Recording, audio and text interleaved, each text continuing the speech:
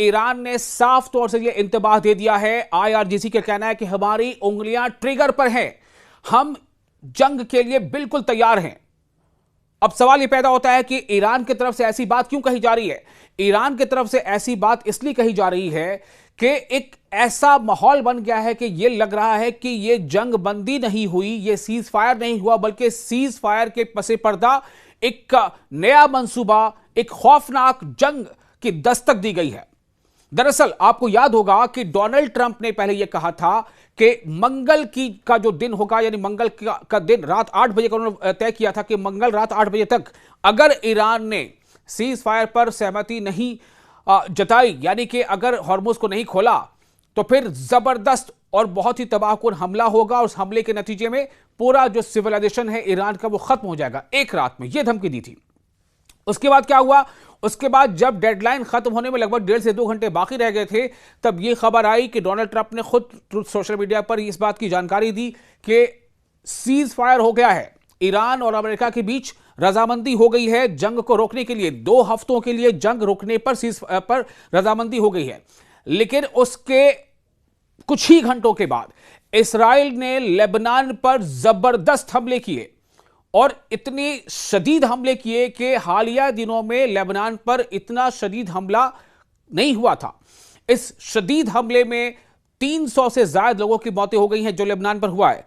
लेकिन अब आप ये समझिए कि जब इस बारे में ईरान ने अपना एतराज जताया और यह कहा कि दरअसल ईरान ने जो 10 नुकात बातचीत को लेकर के, जो 10 नुकात 10 पॉइंट्स एजेंडा जो ईरान ने तय किया था, जिस एजेंडे को अमेरिका ने यानी डोनाल्ड ट्रंप ने इस बात के लिए यानी वर्केबल है, डोनाल्ड ट्रंप ने कहा था कि these are the workable points, इस पर काम किया जा सकता है, बातचीत की जा सकती है और उस पर रजामंदी जाहिर करते हुए अमेरिका और ईरान के बीच जो है रजामंदी हुई थी।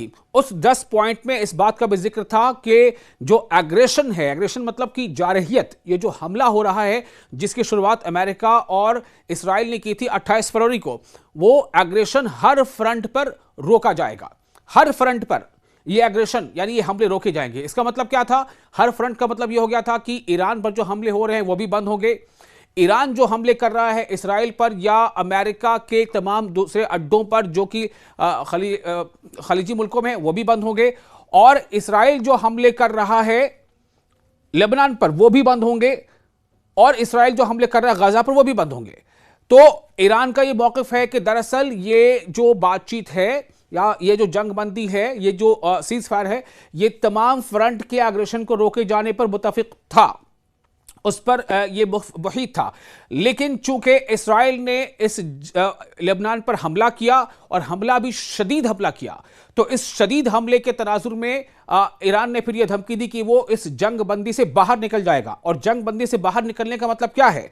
जंगबंदी से बाहर निकलने का मतलब यह है कि फिर ईरान पर कोई ऐसी मजबूरी नहीं होगी कि वो हमले ना करे, वो दिफाई हमले ना करे, या फिर ये कि वो जो उसने दिफाई तदाबीर इख्तियार की थी, चाहे स्ट्रेट ऑफ हॉर्मुज को बंद करने की बात थी। लेकिन सबसे बड़ी बात यह है कि इस पर जेडी वांस जो यूएसए यानी अमेरिका के नायब सदर हैं, उनका यह कहना था, जेडी वांस ने यह कह दिया कि हमारी बातचीत जो है जंगबंदी को लेकर के उसमें लेबनान का जिक्र नहीं था। यानी जेडी वांस ने यह इशारा दे दिया कि लेबनान पर इस्राएल हमले नहीं करेगा, यह सीज फायर का पॉइंट नहीं था और सीज फायर में इस बात का जिक्र नहीं था। जिन शर्तों पर या जिन नुक्ते पर ये सीज फायर हुआ है उस पर शामिल नहीं था। अब जाहिर सी बात है कि ईरान का ये कहना है कि लेबनान ने या लेबनान के जो लोग हैं या जो वहाँ जो फाइटर ग्रुप है उसने ईरान का मुसीबत के वक्त में साथ दिया था, तो ईरान ये चाहता था कि लेबनान पर भी हमले ना हो इसराइल। लेकिन इसराइल लेबनान पर लगातार हमले कर रहा है और जोरदार हमले कर रहा है, और इसीलिए ईरान ने यह कहा है कि हम अब इस जंग बंदी से खुद को आजाद कर लेंगे अगर इसराइल ने लेबनान पर हमले नहीं रोके, और फिर हम उसे करारा जवाब देंगे, यानी हम जवाबी हमले भी करेंगे। तो इसका मतलब क्या यह समझा जाए कि कहीं ना कहीं एक मनसूबाबंदी थी इस पूरे मामले को लेकर के, और इसमें मनसूबाबंदी एक प्लानिंग थी, और क्या इसराइल को मौका फराहम करना था कि ईरान या उसके जो हमनवा तंजीमें हैं वो खुद को थोड़ा रिलैक्स महसूस करे और इसी बीच हमला हो जाए। चूंकि देखिए आईडीएफ जो है इस्राएली डिफेंस फोर्स, उसने ये दावा कर दिया है कि हिजबुल्लाह के चीफ कासिम नईम को भी मार गिराया गया है, ये आईडीएफ का दावा है। ताज़ा जो इसराइल ने हमला किया है लेबनान पर, उसके मुताबिक यह दावा किया गया है कि हिजबुल्लाह के चीफ की मौत हो गई है। यह आईडीएफ का दावा है। तो अब जाहिर सी बात है कि ईरान ने जो है वो जबरदस्त गुस्सा दिखाया है। ईरान अभी गुस्से से बिल्कुल आप ये कह लें कि बिफरा हुआ है। आपको एक और बात बता देते हैं कि जब सीज फायर का अनाउंसमेंट हो चुका था, सीज फायर का ऐलान हो गया था, उसके बाद ही एक ड्रोन जो ईरान की हुदूद में उड़ता पाया गया था, जो इस्राएली ड्रोन था, इस्राएली ड्रोन जो ईरान की हुदूद में उड़ रहा था, उसे आईआरजीसी ने यानी इस्लामिक रिवॉल्यूशनरी गार्ड कॉर्प्स ने मार गिराया था। यह जंग बंदी यानी सीज फायर के ऐलान के बाद का मामला है। तो लगातार इसराइल जो है इसमें मुदाखलत कर रहा था। इसराइल इस पूरे सीज फायर को सबोताज करने की कोशिश कर रहा था।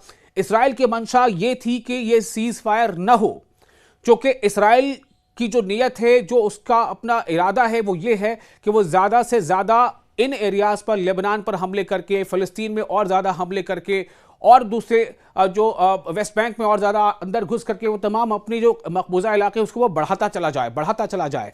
लेकिन ईरान का ये कहना था कि हम जंग बंदी के लिए तभी उसके लिए हम राज़ी होंगे जब हर पॉइंट पर हमले रोके जाएंगे।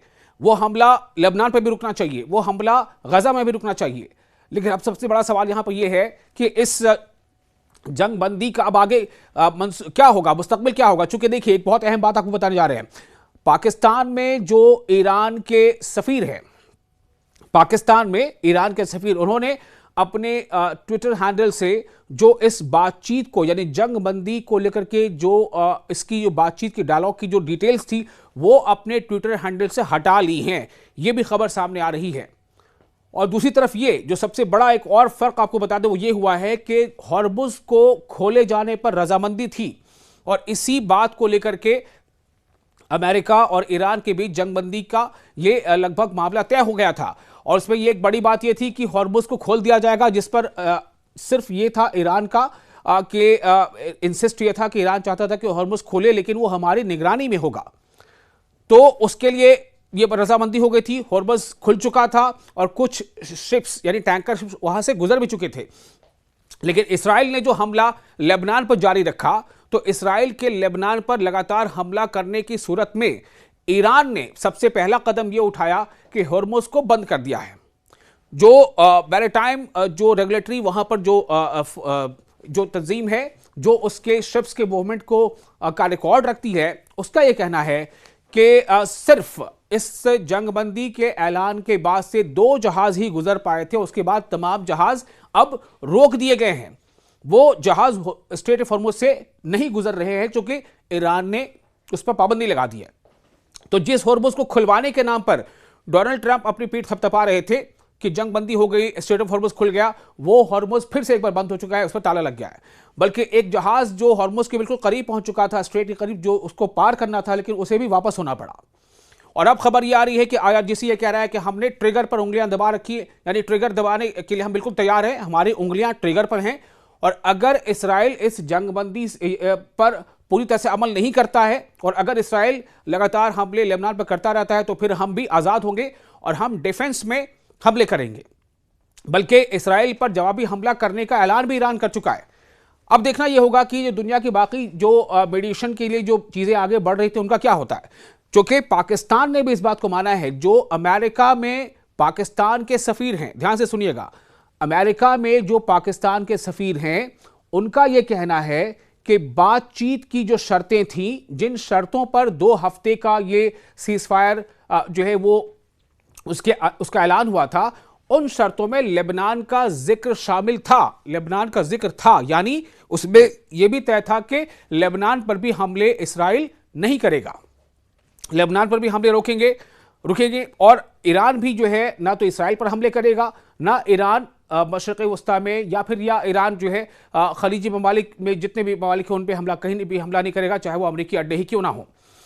तो ये पाकिस्तान ने साफ कर दिया है कि चूंकि पाकिस्तान इसमें मीडिएशन कर रहा है, इसमें जैसा उसका दावा है कि उसमें तुर्की की भी कोशिश है, उसमें इजिप्ट की भी कोशिश है, उसमें सऊदी अरब की भी कोशिश है। और डोनाल्ड ट्रंप ने तो खुद इस बात को कहा है, माना है कि दरअसल ईरान जो सीज फायर के लिए तैयार हुआ था, तो उसमें चीन की भी पहल जो है वो कारगर रही है, उसकी कोशिशें रही हैं। तो इसका मतलब है कि चीन भी ये चाहता था कि ये सीज फायर हो जाए और ट्रंप भी चाहते थे। तो अगर सब लोग चाहते थे तो फिर कौन ऐसा है जो नहीं चाहता था? क्या सिर्फ नेतन्याहू के नहीं चाहने पर अमेरिका झुक जाएगा? क्या अगर अमेरिका खुद को अगर यहां पर यह महसूस कर रहा है कि सीज फायर उसने किया था, डोनाल्ड ट्रंप ने उसकी तैयारी की थी और उन्होंने ऐलान किया था, खुद डोनाल्ड ट्रंप ने ऐलान किया था, तो क्या डोनाल्ड ट्रंप सिर्फ इस बात से झुक जाएंगे कि नेतन्याहू नहीं चाहते? क्योंकि अब खबरें ऐसी भी आ रही हैं कि नेतन्याहू नहीं चाहते थे कि सीज फायर हो, लेकिन डोनाल्ड ट्रंप ने सीज फायर का ऐलान कर दिया। तो अब सबसे बड़ा सवाल यह है कि अब यहां से आगे क्या होगा? एक खबर तो यह भी आ रही है कि चूंकि 10 तारीख को इस्लामाबाद में डायलॉग होना था, 10 तारीख को इस जंगबंदी के ताल्लुक से कि आगे क्या क्या चीजें तय होंगी और किन किन तरह से ये जंगबंदी हो और आगे ये जंगबंदी आगे कंटिन्यू रहे, हॉर्मुज़ पर किस तरह से बात बनेगी या नहीं बनेगी, यूरेनियम के सैचुरेशन को लेकर के क्या कुछ तय होना था। तो अगर इस्राइल हमले जारी रखता है तो इसका मतलब यह होगा कि फिर ईरान जो है जंगबंदी से खुद को अलग कर लेगा। और अगर ईरान खुद को जंगबंदी से अलग कर लेता है तो इसका मतलब क्या हुआ कि एक तो यह कि ईरान जो इस्राइल पर हमले शुरू कर देगा और फिर से हो सकता है कि ईरान अमेरिकी अड्डों पर भी हमला करे और साथ ही साथ ये कि हॉर्मुज़ जो है वो फिर से बंद रहेगा। और अगर हॉर्मुज़ बंद रहता है तो वहां से शिप्स नहीं गुजर पाएंगी, ईरान की मर्जी होगी, इसे चाहे जाने दे, इसे चाहे ना जाने दे। तो फिर आखिर ये जो दुनिया के तमाम बड़े मुल्क, बड़े छोटे तमाम मुल्क ये जो परेशानी झेल रहे हैं कच्चे तेल या नेचुरल गैस की कमी को लेकर के, चूंकि उसका सिलसिला ही वहां से मुनक़ता हो जाता है जब स्ट्रेट ऑफ हॉर्मुज़ बंद होता है, तो फिर ये परेशानी बढ़ जाएगी। और इसीलिए आप देखिए उसका शुरुआती असर है, जैसे ही इस सीज़फायर को लेकर के सवालों की बौछार शुरू हो गई, ये सवाल उठने लगे हैं, तो उसके साथ ही जो कच्चे तेल की कीमत है फिर से उसमें उछाल आ गया है। एक तो पहले जब डोनाल्ड ट्रंप ने यह ऐलान किया था कि सीज फायर पर सहमति बन गई है, सीज फायर पर ईरान के साथ रजामंदी हो गई है, तो कच्चे तेल की कीमत अचानक गिर गई थी और लोगों ने राहत की सांस ली थी। लेकिन अब जब से सीज फायर पर ही सवाल खड़े हो गए, इसराइल की वजह कर, इसराइल की हरकत की वजह कर, इसराइल ने जो लेबनान पर हमले किए उसकी वजह कर, तो अब क्या हुआ कि फिर से एक बार कच्चे तेल की कीमत बढ़ गई है। तो कीमत बढ़ने का मतलब है कि इसका असर अमेरिका के लोगों को भी उठाना पड़ेगा, उनकी जेबों पर भी इसका असर पड़ेगा। और साथ ही साथ जितने भी मुल्क या तो अमेरिका से तेल लेते हैं या फिर इधर खाड़ी के देशों से तेल लेते हैं जो स्ट्रेट ऑफ हॉर्मुज़ से होकर गुजरता है, तो उनकी भी परेशानी बढ़ेगी। तो सबसे बड़ा सवाल अब यह है कि क्या जंग बंदी महज एक दिखावा था, एक प्लानिंग का एक हिस्सा था, बहुत बड़े मंसूबे का हिस्सा था, एक खौफनाक जंग फिर से होने वाली उसके पहले की यह कोशिश थी? क्या ईरान को अंधेरे में रखा गया या क्या ईरान बखूबी इससे वाकिफ था? क्योंकि इससे पहले भी ईरान को 2 बार धोखा हो चुका है। जब 28 फरवरी को अमेरिका और इसराइल ने मिलकर ईरान पर हमला किया था, तब भी जेनेवा के बातचीत का दौर चल रहा था। उससे पहले साल 2025 में जब हमला हुआ था तब भी बातचीत का दौर चल रहा था और इसी बीच में एन बातचीत के बीच में ही अमेरिका ने हमला कर दिया था, इसराइल और अमेरिका ने। और इस बार भी बातचीत के एन वक्त में जो हमला कर दिया था। तो अब सबसे बड़ा सवाल यह है कि क्या होगा इस जंग का और इस जंगबंदी का? क्या एक नए खौफनाक जंग की दस्तक सुनाई दे रही है? क्या एक नए खौफनाक जंग की शुरुआत हो चुकी है? क्या डोनाल्ड ट्रंप भी इस मंसूबे का एक हिस्सा थे? क्या एक बार फिर दुनिया डोनाल्ड ट्रंप पर इस बात के लिए उन्हें कोसेगी कि डोनाल्ड ट्रंप कहते क्या है और करते क्या है, उनकी कथनी और करने में फर्क है? दुनिया का सबसे बड़ा डेमोक्रेटिक मुल्क, खुद को कहने वाला यानी सुपर पावर कहने वाला उस मुल्क का जो सदर है, जो राष्ट्रपति है, उसको अपनी जबान की वैल्यू नहीं पता कि वो क्या कहता है, वो क्या करता है? तो ये कई सवाल है जो खड़े हो जाएंगे। और साथ ही साथ ये कि अब नए सिरे से जो हॉर्मुज़ का एक बहरान खड़ा होगा उसका हल क्या निकलेगा।